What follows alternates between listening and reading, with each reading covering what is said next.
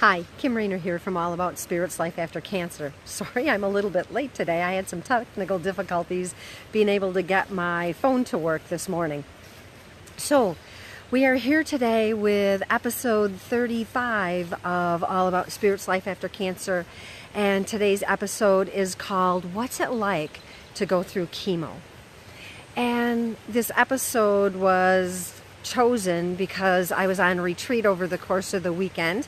And I was with some really wonderful people, and one of the people I was with, I'm going to call her Stephanie, just to keep their names private. Stephanie is a friend of mine who has a 9-year-old niece, and I'll call her Ashley.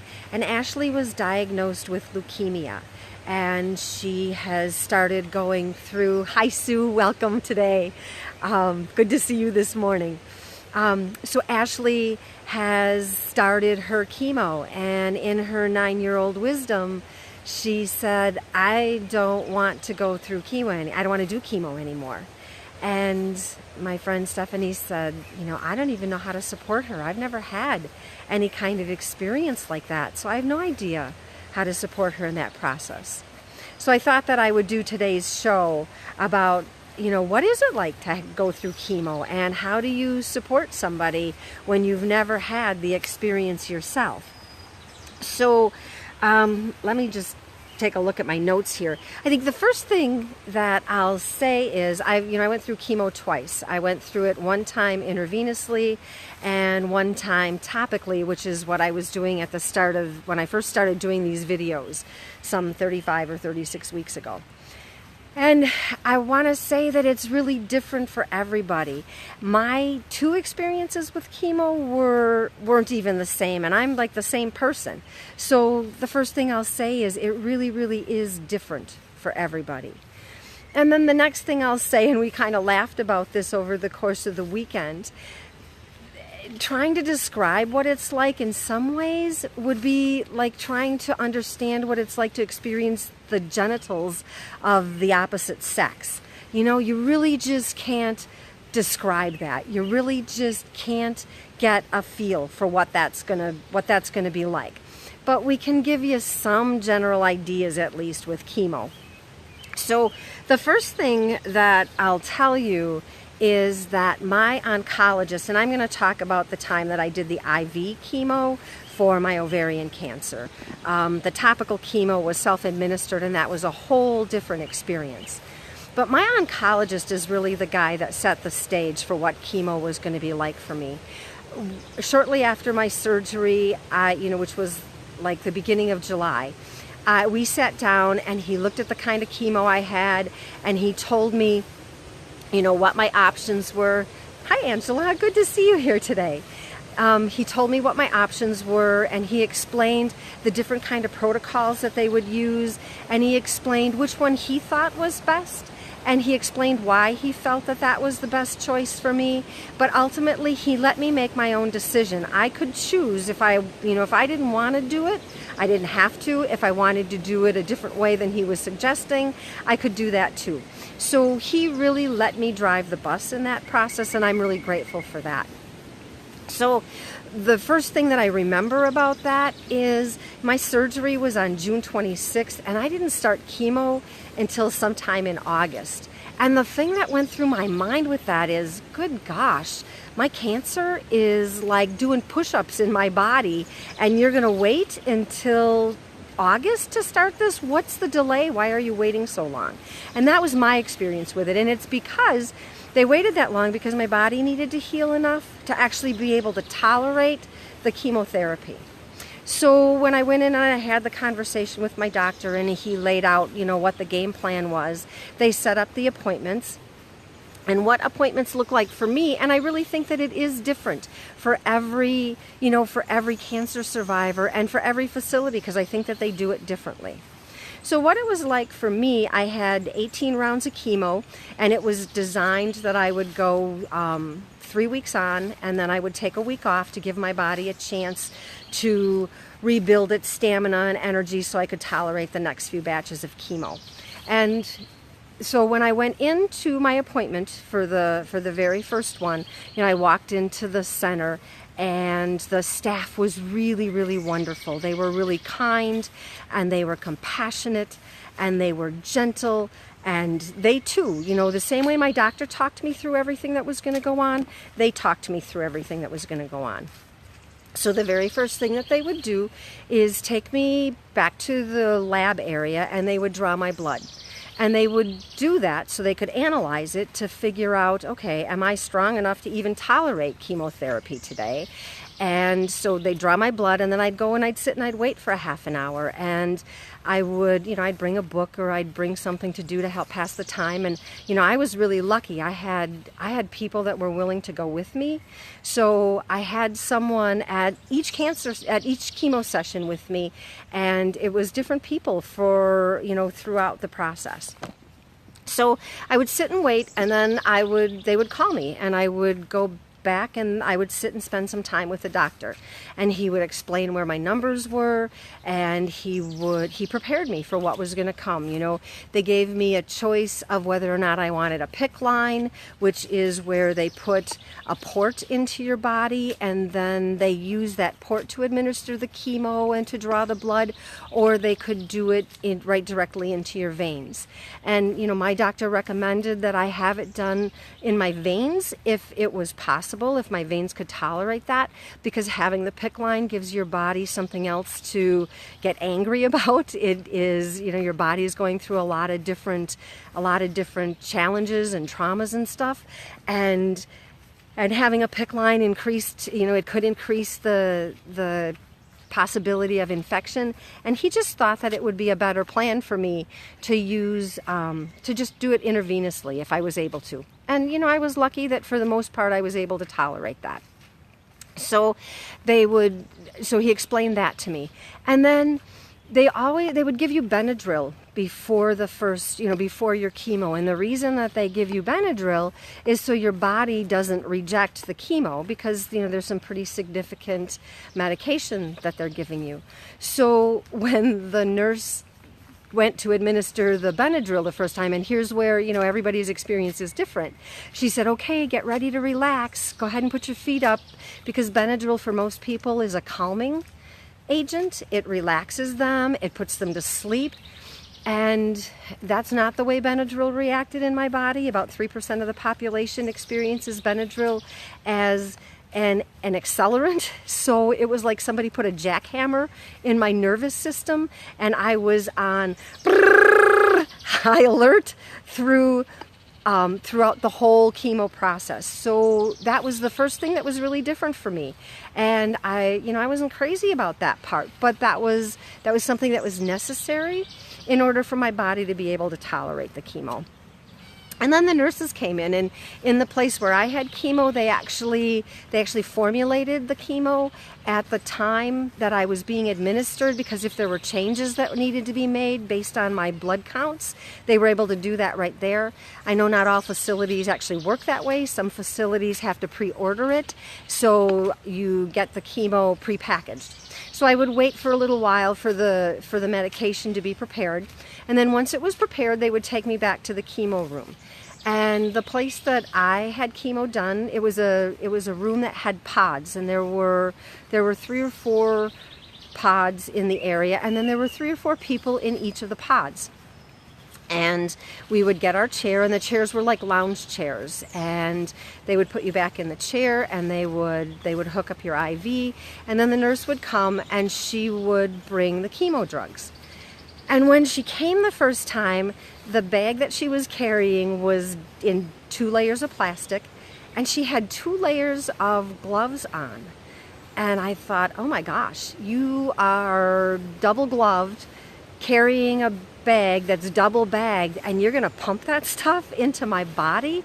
I don't know that that's such a good idea. And I recognized in that moment that I had some choices. I could either look at my chemo as if, oh my God, this stuff is going to kill me. This is poison. They're putting toxins into my body. Or I could look at it like, wow, what is something that could be poisonous and toxic and could kill someone could also become something life-sustaining and life-supporting for someone else. And I decided that I was going to treat my chemo as if this was liquid gold being poured into my body. And I would lay there while they were administering the chemo, and sometimes I would envision that it was like plant roots, and it was growing through my system, and it was flowers that were blooming, and there were vines that were growing, and there were these really beautiful little things that were happening within my body. And then there were other times that I would picture it as if it was little Pac-Men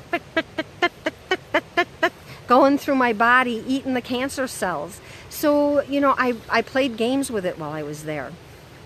And there was this way that I really recognized, what my attitude had everything to do with what was going on and how I was going to handle and navigate it. And, when I was there and I was in the actual chemo sessions, I had people that were with me almost every time. I think there was one time that I was there alone. And when people were with me, they would massage my feet sometimes. They would hold my hands. Sometimes we would sit and pray together. Hi, Renee. I'm glad you're here today. We would sit and we would hold hands, and sometimes we would cry together, and sometimes we would laugh together. And they had TVs and stuff, and I'm not so much of a TV watcher, but we would hang out together. And then they'd bring cookies in, and they did things in the cancer in the treatment center that made it really nice. They would bake the cookies right on site, so you had this smell of cookies baking at the same time that you had all of the hospital smells and stuff. So there was this really interesting mixture of sensations that I experienced while I was sitting there. And let's see, what else can I tell you? They always had people in the area with you, and I was assigned one particular nurse who really followed me through the whole process of the 18 rounds. And she was the person who most understood me, which was really, really helpful. And she was the person that most understood my kind of cancer and the treatments that we were going through. So so that process was really helpful too. And there were, the actual feeling of the chemo going into your body. I'm not going to lie to you, it feels different at different times. There were times when I had reactions to the chemo and they needed to slow it down, and they would make it go really, really slow. And they always had a crash cart available, and the doctor was on hand. So if anything weird happened, they would respond to it right away. So I always felt like I was really, really safe. I always felt like it was really comfortable. It was really okay to be in the environment that I was in, even if what I was going through wasn't great and wasn't wonderful. The after effects of chemo, I think that everybody's chemo is different, but one of the things that I hear across the board is that our reactions, our body's physical reactions, aren't instantaneous. It doesn't just go away the moment that we're finished with chemo. They have long-term and lingering effects. So one of the things that was the truth for me is it took about 18 months before all of the side effects of chemo were actually realized. And talking to your doctor and finding out what those side effects are. And just because there are side effects doesn't necessarily mean that you're going to have them all. And knowing that your attitude has so much to do with how you receive the process, how you handle the process. If you stiffen up and you react to going every week as if I hate this, I don't want to do this anymore, I don't like doing this, I don't like the doctors, if that's your reaction, it does make your experience kind of feel like that. It enhances that feeling. And if you can find a way to relax into it, to have it be more of a, okay, this is life-sustaining for me. This is something that's going to allow me to continue on in the planet and to continue doing the things I love to do. That makes that process really helpful. And one of the things that I'll tell you, there's lots of great CDs and information available out there. If you go out to YouTube and take a look and just do a search for before chemo meditations, there's lots of stuff available out there that you can listen to. And there were two particular CDs that I really liked. Both of them were by Bernie Siegel. And one of them was preparing for chemotherapy, and that literally was a series of meditations that you could do that were to prepare your body, that were to allow your body to relax and accept the chemo drugs and to just really prepare for that. And then the other one was also a Bernie Siegel type meditation, and that was just music. And I'll put the information in the show notes after I post the notes for today. So what's it like to go through chemo? It's scary. It changes your body in ways that you will not really realize necessarily until you're long finished with having the chemo. Some of the things that it commonly changes is, it makes your hair fall out. There's lots of people who experience that. You can, sometimes it alters the way things taste. My particular brand of chemo, it caused neuropathy, a tingling and a numbness in my hands and in my feet. It caused something called Raynaud's syndrome, which is where there's a hypersensitivity to cold and a lack of sensitivity to heat. I know one of the things that chemo did when I was walking through that process, I had a bacon, lettuce, and tomato sandwich, and I was like, oh, this bacon is spoiled. So I threw away the bacon, and I bought another pound, and I ate that bacon, and I ended up, oh, this bacon is bad too. So the taste of bacon for me changed, and so, it changes tastes and things. So when you're dealing with people who are going through chemo, it's nice to be able to support them and to recognize that what chemo is like for you today may not be the same thing that chemo will be like for you tomorrow. So some of the things that I can tell you about the after effects on the day of treatment, I felt, because of the Benadryl and what it did in my body, I was energized, I was hyperactive, I couldn't sleep on the nights of chemo. So on Thursdays, my chemo was on Thursdays. So on Thursdays, I would go to chemo, and at first I would lay in bed and I couldn't fall asleep, and I would lay and toss and turn and get really frustrated. And eventually I decided, well, this is stupid. I'm just going to sleep during the day as much as I can on Wednesdays. And then on Thursdays, I'm going to come home and I'm going to do my laundry and I'm going to pay the bills. And if I've got any projects that I need to do, I'm going to spend Thursday night doing that. So I rarely slept on Thursday nights for the time that I was in active chemo. A couple other things about that. What went on during chemo. One of them is the weeks that they had to skip chemo because my numbers weren't good. That was really scary for me. And when people would say, oh, it's going to be okay, it's just putting it back a week, that wasn't helpful to me, because what was going on in my fear, what was going on in my head was, oh my gosh, my cancer is continuing to build, it's continuing to get stronger, and I can't deal with that. So being really careful about the things that you say to people as you're supporting them through the cancer journey. It might not seem like a big deal to you, but to the survivor who's going through the treatment, stupid things, what seems like stupid things, they were really big deals for me because I had so little control over what was going on in my life. And so, recognizing and watching, how are people reacting to the things that you're saying if you're the supporter? Paying attention to that and going, oh, okay, maybe that's not so helpful.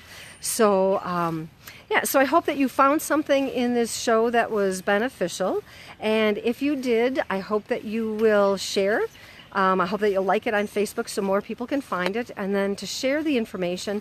And no, there's not necessarily a way that you can explain, hi Mike, glad you're here today. There's not necessarily a way to understand what chemo is like if you haven't experienced it. And you know, so many people have so many different experiences that it's really hard to be able to tell. So again, you know, if you can't understand exactly what they're going through, don't feel bad about it. And if you're the person experiencing chemo and you can't explain to them what it's like, you know, don't necessarily feel bad about that either. So that's all I have for today's show. Like I said, I hope you find something interesting and helpful in here. And until we have a chance to talk, I hope that life treats you well. Thanks for being here today, and make it a great week.